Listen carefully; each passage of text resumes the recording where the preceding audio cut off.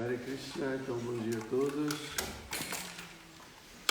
Vamos continuar nossa leitura do Srimad Bhagavatam.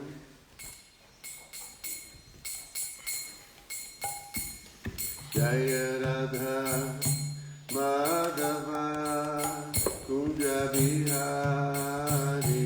Jaya Radha Madhava Kunja Bihari.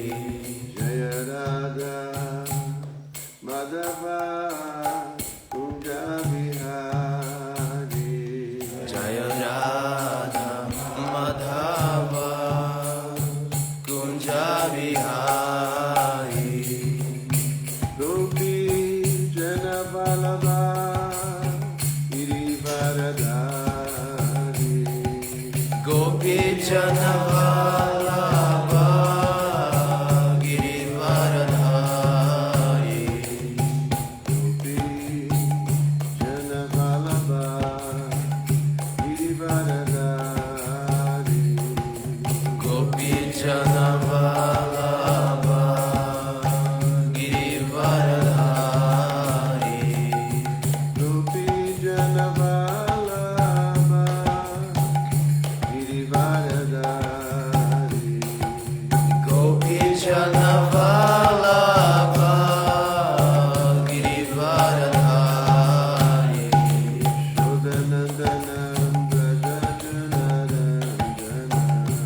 Shodanandanam Braja Jana Ranjana. Yashodanandanam Braja Jana Ranjana. Yashodanandanam Braja Jana Ranjana. Yashodanandanam Braja Jana Ranjana. Yamuna Tira Vanachari. Yamuna Tira Vanachari. Yamuna Tira Vanachari. Yamuna Tira Vanachari. Madhava Kunja Bihari. Jaya Radha Madhava Kunja Bihari.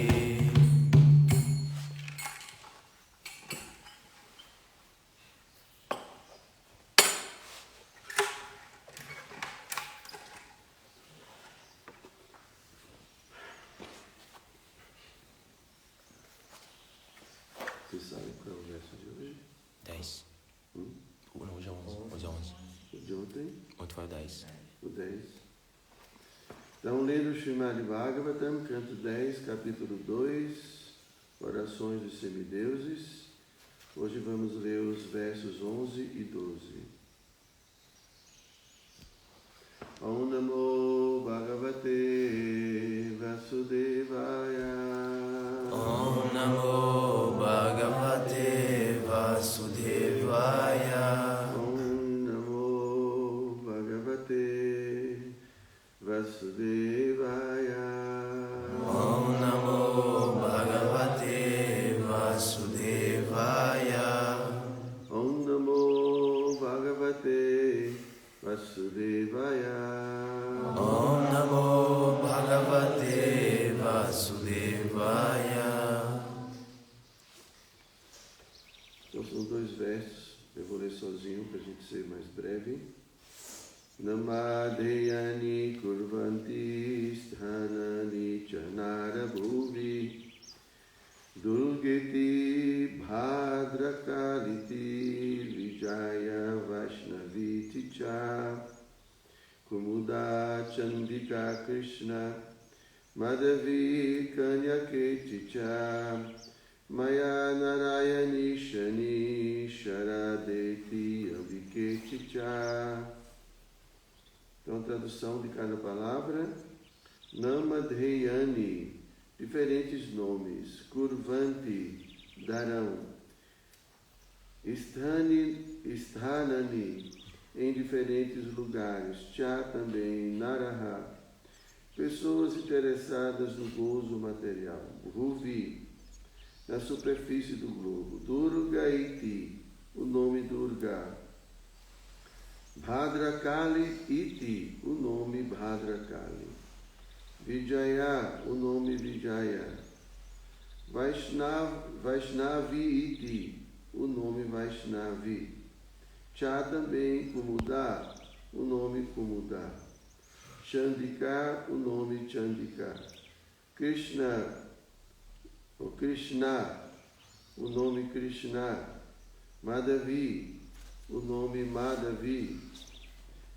Kanyaka iti, o nome Kanyaka ou Kanyakumari. Cha também Maya, o nome Maya. Narayani, o nome Narayani. Ishani, o nome Ishani. Sharada, o nome Sharada. Iti, assim, Ambika, o nome Ambika. Iti também Cha e. Tradução, significado, dados por sua divina graça, Srila Prabhupada. Jai Srila Prabhupada.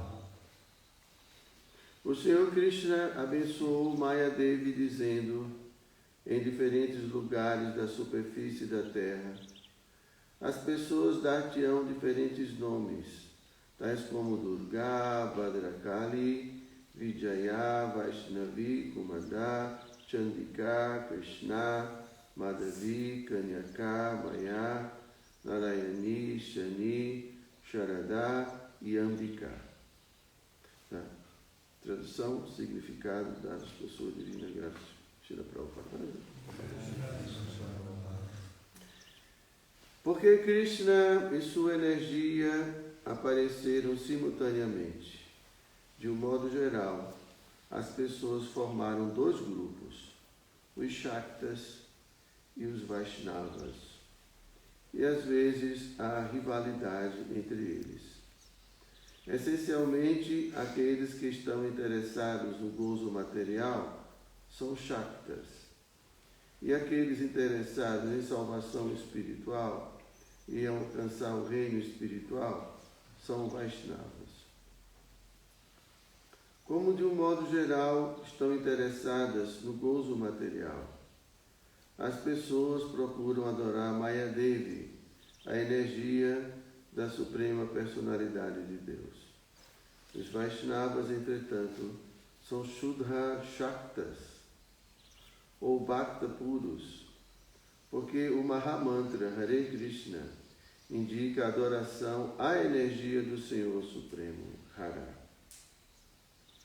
O Vaishnava pede à energia do Senhor a oportunidade de servir ao Senhor e à sua energia espiritual. Assim, os Vaishnavas adoram deidades tais como Radha e Krishna, ou Sita, Rama, Lakshmi, Narayana, Rukmini, Dwarakadisha, ao passo que os Durga Shaktas adoram a energia material sob diferentes nomes.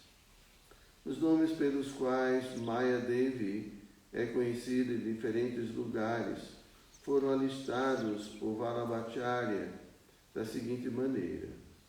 Em Varanasi, ela é conhecida como Durga, em Avanti, como Bhadrakali, em Orissa, como Vijaya, e em Kulahapura, como Vaishnavi ou Mahalakshmi. As formas representativas de Mahalakshmi e Ambika estão presentes em Bombay. Na região de Kamarupa, ela é conhecida como Chandika, na Índia setentrional como Sharada e no Cabo Camorim como Kanyaka. Assim, de acordo com vários nomes, ela espalha-se em vários lugares. Em seu Pada Ratnavalitika, Srila Vijayadwaja Tirthapada explica os significados das diferentes representações. Maya é conhecida como Durga porque o processo pelo qual alguém aproxima-se dela é muito trabalhoso. Como Bhadra, porque ela é auspiciosa. E como Kali, porque sua tonalidade é fortemente azul. Como é a energia mais poderosa, ela é conhecida como Vijaya. Como é uma das diferentes energias de Vishnu, ela é conhecida como Vaishnavi. E porque desfruta neste mundo material e propicia o gozo material, ela é conhecida como Kumada. Como é muito severa com seus inimigos, os Asuras, ela é conhecida como Chandika. E como dá toda a classe de facilidades materiais, ela chama-se Krishna. Eis como a energia material recebe diferentes denominações e situa-se em diferentes lugares da superfície do globo. Srila Prabhupada aqui. Om Jnana Timirandasya Jnanam Jana Shalakaya Chakshu Militam Jena Tasmai Shri Gurave Namaha Shri Chaitanya Manohristam Stattam Jena Bhutane Swayam Rupa Gadamahyam Dadati Swapadam Tikam Namo Vishnu Padaya Krishna Prestaya Bhutale Srimati Hridayananda Goswami Iti Namine Namo Vishnu Padaya Krishna Prestaya Bhutale Srimati Bhakti Vedanta Swamini Iti Namine Panchakalpatarubhyascha Kripa Sindhubhya Eva Cha Patitanam Pavanebhyo Vaishnavebhyo Namo Namaha.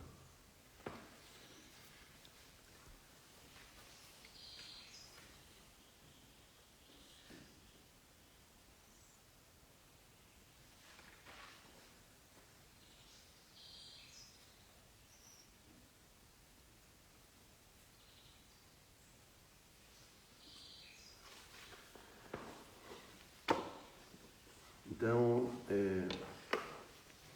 nessa parte do Bhagavatam está se falando sobre Durga, sobre a Shakti, essa Shakti de Krishna. Então, como a gente viu nos versos anteriores, ela foi invocada para aparecer nesse mundo material. E aqui Prabhupada explica que ela apareceu no mesmo momento que Krishna apareceu. E dessa forma se criou dois grupos, o grupo dos Vaishnavas e o grupo dos Shaktas. Os Shaktas são aqueles adoradores dessas energias, dessa energia feminina. Quando a gente vai na Índia, a gente vê muito proeminente a adoração a Durga. Mesmo na época do Sr. Chaitanya, em Navadvipa, a adoração a Durga era muito proeminente, os Shaktas. Isso em virtude de que a tradição da adoração aos semideuses, essa tradição ela leva muito em consideração as aspirações materiais dos adoradores. Por isso que Krishna, na Bhagavad Gita, imagine um texto de mais de 5.000 anos, Krishna fala dessa tendência das pessoas de satisfazerem seus desejos materiais adorando semideuses. E para cada desejo material a gente tem um desejo, tem um semideus, uma entidade. Então, aqui Prabhupada fala que os Vaishnavas adoram também Shakti, mas adora Shakti, a energia de Krishna, com Krishna. Então, quando a gente tem apenas a verdade absoluta, sem sua Shakti, como os impersonalistas, eles reverenciam essa energia impessoal, então essa adoração é uma adoração impersonalista. Quando você tem apenas o absoluto, o Brahma. Mas quando a gente fala de personalismo, obrigatoriamente a gente tem que falar também das Shaktis. Então Krishna não existe sem sua Shakti, sem sua energia. Então essa é uma característica muito importante da nossa teologia. Porque Krishna, sem sua Shakti, ele não pode fazer nada. Shakti significa poder, significa... Então, Krishna manifesta tudo o que a gente vê, por conta de suas Shaktis. Só que essas Shaktis, elas se personificam. Elas adquirem... A energia espiritual tem essa característica de que ela também, apesar de ser energia, elas também são personalidades. Diferente desse mundo material, que as energias elas são inanimadas, elas não têm personalidade, elas não têm essa característica. Né? Na dimensão espiritual é bem diferente, as energias são personalidades, se personificam. Então, Krishna, ele existe com suas Shaktis. Prabhupada explica que a gente só pode compreender Krishna por meio de suas manifestações. E as manifestações de Krishna existem por meio dessas energias, dessas Shaktis. Então, existe Shakti para tudo. E Radharani é a principal Shakti de Krishna, e todas as outras Shaktis são emanações, são expansões de Srimati Radharani. Então as Lakshmis, que acompanham as diferentes expansões de Krishna, essas Lakshmis são expansões de Srimati Radharani. E as deusas da fortuna e as rainhas de Dwaraka, todas elas são expansões dessa Shakti. Né? E a gente tem outras Shaktis, né? Como Titi Shakti, Sandini Shakti. Titi Shakti é a Shakti que proporciona consciência, conhecimento. Essa Shakti, ela é representada por Balarama. Não, desculpem, Titi Shakti é Krishna mesmo. Krishna é a fonte de toda a consciência. E Balarama é Sandini Shakti. Então essa Shakti é responsável por toda a existência. Né? Sandini Shakti é a mesma coisa do que a energia da existência, da Sati. Então por isso que Balarama é responsável por manifestar esse mundo material, ele é responsável também por manifestar o mundo espiritual. Balarama manifesta também a forma de Krishna, a forma de Radharani. Todo o mundo espiritual é manifestado por Balarama. Balarama é quem sustenta todas as existências, todos os tipos de existências. Então, se Krishna não tem essas Shaktis, a gente não pode perceber Krishna, porque Krishna se torna impessoal, se torna algo que não é perceptível. Então Krishna existe junto com suas Shaktis, por isso que os Vaishnavas sempre adoram Krishna junto com suas Shaktis. Aqui para dar o exemplo de Radha e Krishna, onde Rukmini Dwarkadish, ou Sita Ram. E a Shakti sempre vem na frente, porque as Shaktis são muito queridas por Krishna. Então mesmo no Mahamantra a gente fala Hare Krishna primeiro. Né? Então há muitas passagens na literatura que descrevem que Krishna ele não aprecia quando a gente se dirige unicamente a ele, sem invocar primeiro sua Shakti. Então, Krishna sempre quer estar junto de Radharani, e Radharani sempre quer estar junto de Krishna. Isso é o centro da existência espiritual. A existência espiritual gira em torno dessas duas personalidades, né? A verdade absoluta com sua Shakti. Então, todos nós como divas, também somos Shaktis, somos energia. E, como a gente falou anteriormente, mesmo sendo energias espirituais, também somos personalidades. temos personalidade, temos nosso ego, nossa individualidade. Então, e também nós temos uma função dentro de toda essa existência. E nossa função é ajudar a principal Shakti, que é Radharani, no serviço, no prazer da Suprema Personalidade de Deus. A existência, o sentido da existência é prazer, é felicidade. Esse é o sentido da existência. Krishna não precisa de nada. Krishna não precisa fazer nada. Não tem nada faltando na existência de Krishna.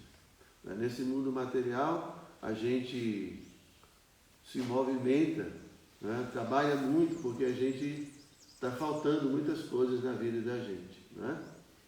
Às vezes falta dinheiro, às vezes falta afeto, faltam muitas coisas. Então a gente precisa se movimentar e trabalhar muito para que essas coisas possam se completar na nossa vida, mas Krishna não precisa de absolutamente nada. Krishna não precisa de ir para uma universidade, Krishna não precisa de nada disso. Então a existência espiritual, essa existência, né, é simplesmente para a concretização de sua própria energia, Ladini Shakti, que é de prazer. Então a alma, todos nós divas também existimos para auxiliar, né, a vida de Krishna. A vida de Krishna gira em torno de tudo isso, né, do prazer. Então, Prabhupada explica que quando a gente se distancia de alguma forma dessa atitude original, né, de dar prazer a Krishna, então a gente adquire, né, uma nova identidade para viver dentro desse mundo material que a gente chama de ego falso. Então, a partir do ego falso, dessa nova identidade, então a gente vai precisar, né, de buddhi, a gente vai precisar de inteligência para poder identificar, classificar os objetos desse mundo material. A gente vai precisar de uma mente para que ela possa ser um cenário, ela vai espelhar toda a existência material. Então a mente sempre é comparada com um espelho. Chaitanya Mahaprabhu no Shikshastaka, ele compara a mente como um espelho que recebe muita poeira. A mente fica empoeirada e dessa forma a gente não pode refletir a nossa própria imagem como alma espiritual e, consequentemente, atuar como uma alma espiritual. Então, se a gente se vê no espelho de uma forma deturpada, a gente não consegue olhar exatamente o nosso rosto. A gente vê o nosso rosto de uma forma diferente. Então, é como se a gente nos visse, essa deturpação é mais ou menos: eu sou médico, eu sou brasileiro, eu sou americano, eu sou mulher, eu sou homem. Então, essa sujeira faz com que a gente não veja o nosso verdadeiro rosto e a gente vê algo diferente de que nós somos. Então, essa é a função da mente. Então, a mente, ela absorve, né, as experiências materiais. Então, a gente vai convivendo com esse mundo material e os sentidos, eles, em contato com o mundo, transferem todas essas experiências e vai, então, cobrindo esse espelho, dando características a essa identidade, dando desejos, dando pensamentos. Então a gente vai se envolvendo, né, com esse mundo e a gente esquece completamente, né, nossa relação, né, como Shakti, com o Shaktiman, que é Krishna. Krishna é chamado de Shaktiman, aquele que possui todas as energias. Então, aquelas pessoas que estão assim identificadas nesse mundo material, com esses corpos cheios de desejos materiais, eles se aproximam dessas Shaktis para poderem satisfazerem seus desejos materiais. E assim, dessa forma a gente perpetua nossa existência no mundo material. A gente perpetua porque a gente cria um ciclo de desejos, né, e ações. A gente cria um ciclo que não cessa nunca. Então, a nossa mente vai registrando, né, todas essas experiências. Isso é chamado tecnicamente de samskaras. Então, existe uma região da mente, né, que registra tudo isso. E esses samskaras, eles criam tendências. Então, nós somos como que forçados a repetir as mesmas coisas. E quanto mais a gente repete a mesma coisa, mais essa tendência ela se torna predominante. Então, quanto mais a gente atende os desejos da mente, né, quanto mais a gente atende, mais essas tendências elas se tornam fortes. E mais a gente fica inclinado a fazer essas coisas, a repetir essas coisas. Por isso que é dito que a alma condicionada praticamente não tem liberdade.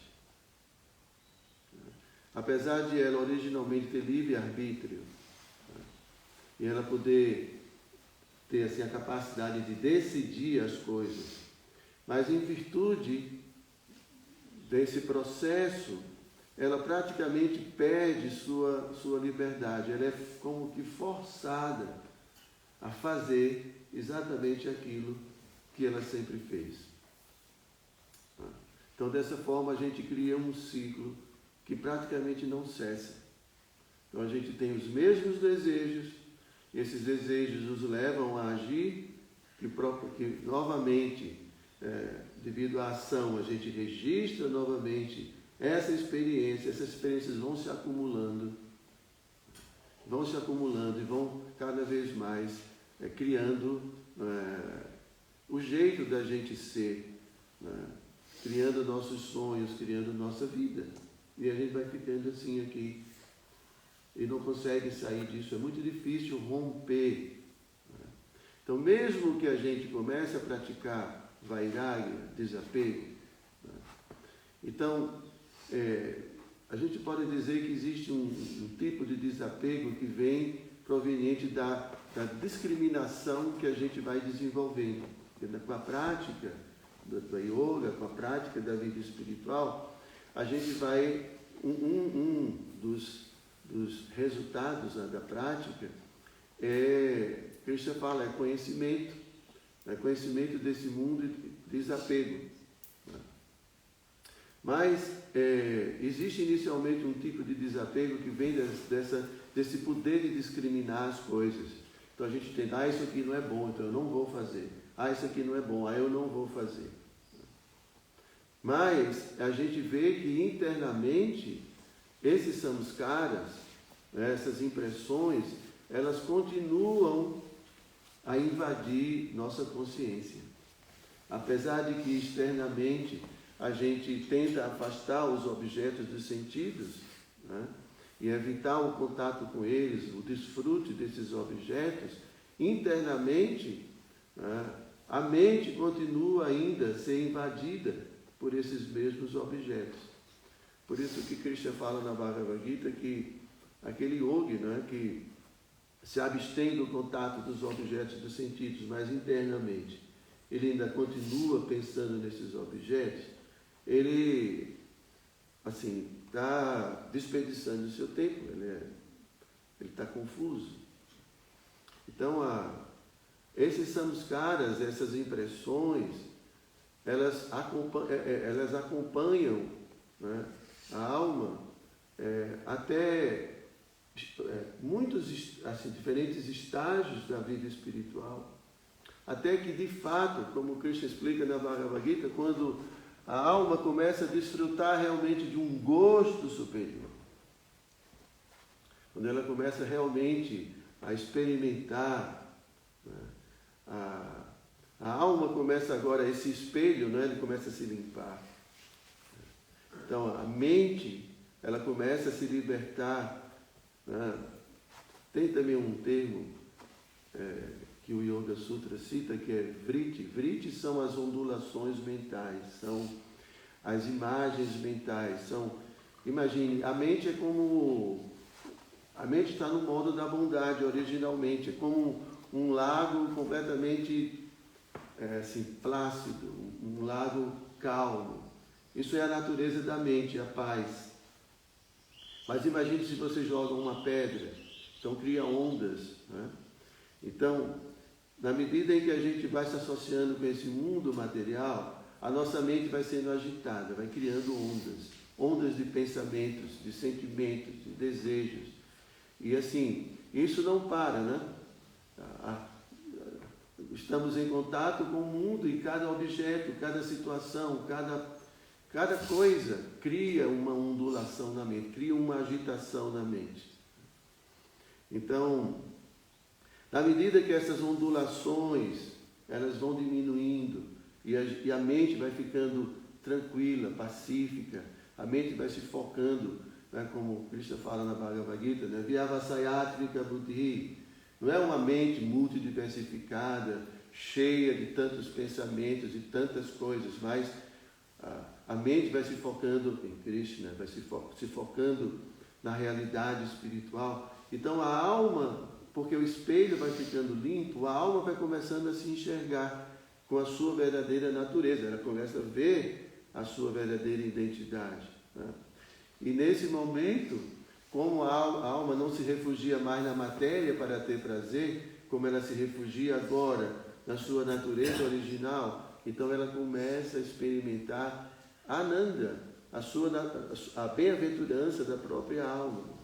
E isso é tão superior ao prazer da matéria, tão elevado, que naturalmente, né, todos esses samskaras, todas essas tendências, elas vão sendo completamente destruídas. É como uma luz em meio ao sol. O que é uma lâmpada no meio do sol? Não tem nenhum tipo de influência. Então, da mesma forma, apesar de que tenhamos vivido muitas coisas, essas experiências já não movem, não são capazes de mover a alma, né? Porque agora ela está em contato com um prazer, uma felicidade, né, muito superior.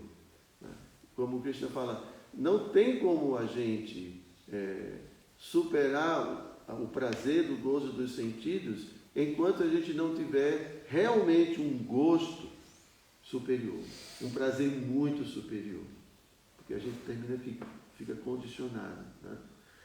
Então, há muitos adoradores de Durga, de Shakti e de semideuses, né? Porque todas essas pessoas estão muito identificadas elas necessitam do prazer material, elas precisam do prazer material, né? Porque ela não tem outra fonte, né? Mas o devoto, né, o Vaishnava, ele definitivamente ele entende que toda a sua carência existe devido à falta de Krishna.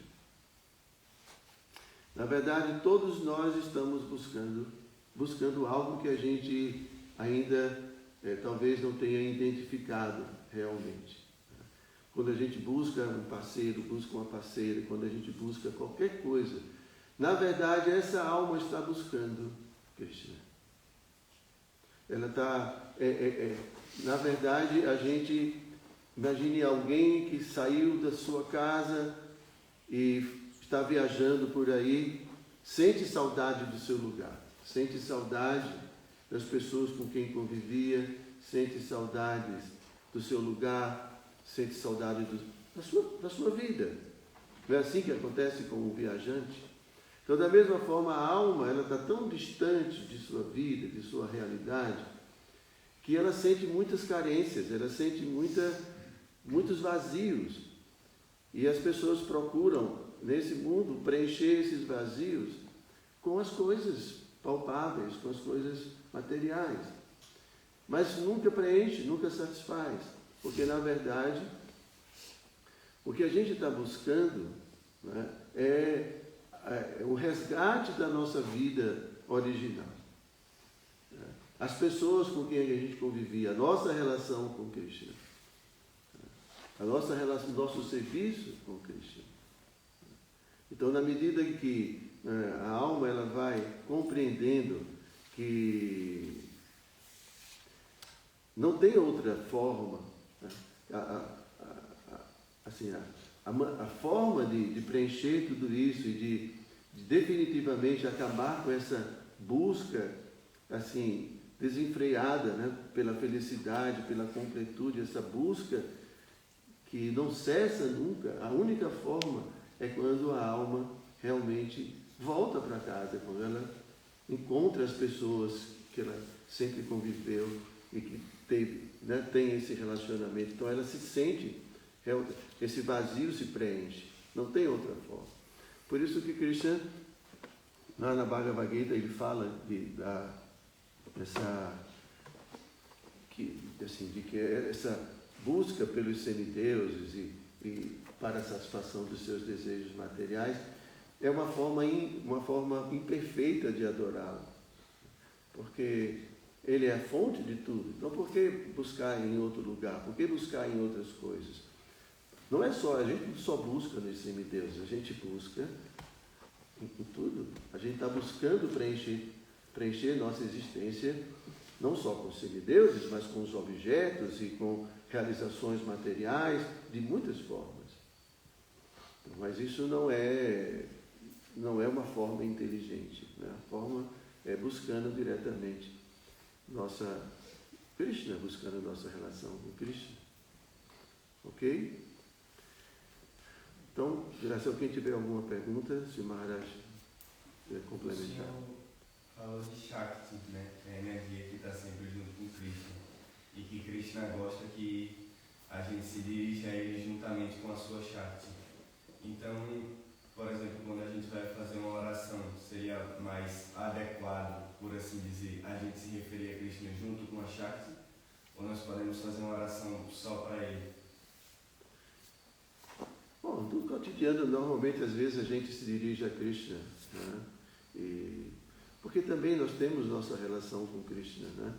Porém, vamos dizer assim, formalmente, essa é a melhor atitude, né? A gente sempre entender que, por exemplo, quando a gente canta para todos, a gente fala, né? O meu único desejo é servir Radha e Krishna. Então, eles nunca estão separados, e quando se separam, todos os devotos querem juntar. Todos os devotos,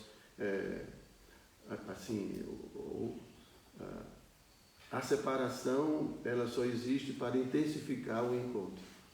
Então, os devotos sempre querem, né? Tem uma oração muito bonita de Bhaktivinoda, que ele fala assim que mais ou menos assim, eu preferiria sentir a dor da morte ilimitadas vezes do que ver Radha e Krishna separados. Porque uma ideia assim, né? Os devotos, eles não suportam ver Radharani e Krishna separados. Para eles é uma dor muito grande. Quando Krishna sai de Vrindavana, praticamente todos entram num estado vamos dizer assim, de depressão, né? E só não abandonam o corpo porque Krishna promete que vai voltar. Mas, assim, os grandes devotos, eles saboreiam essa experiência de separação, né? Porque intensifica a relação com Krishna. Mas, assim, essa é a ideia central. Pelo menos o devoto deve estar sempre pensando em ver Radha e Krishna juntos e servi-los e dar prazer a Krishna através de Radharani. Ok? Se o Maharaj quiser. Não sobre isso, eu queria só parabenizar pela aula. Está sendo gravada, né? Sim. Essa aula traz uma explicação muito importante a respeito do nosso condicionamento e do nosso posicionamento para buscar a liberação desses condicionamentos. Muito importante toda a explicação sobre a alma, sobre o apego e o desapego. Parabéns, Maharaj. Ok? Então, Grataraja Srimad Bhagavatam Ki Jai.